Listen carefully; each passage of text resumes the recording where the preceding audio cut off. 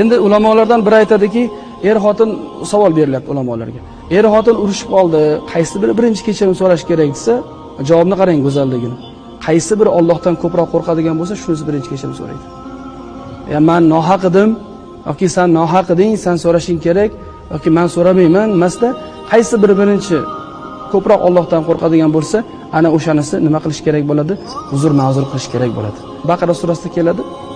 Shunday narsaga o'xshatadiki, bu oilani, bu xotinlik rishtasini hunna libasul lakum va antum libasul lahun deydi. Hunna libasul lakum, ayollar sizlar uchun libosdir, ey erkaklar.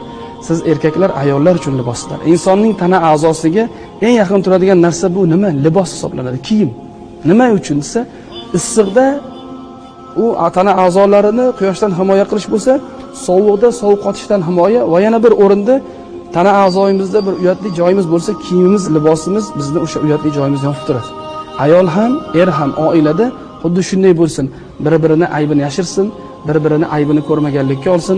Haligi arablarning bir go'zal maqoli borda, uylanishdan oldin ikkita ko'zingni och, uylangandan keyin bittasini yum deydi. Hayot shunga majbur qiladi. Bittasini yumib yashamasak, nima deydi? Hayot bo'lmaydi.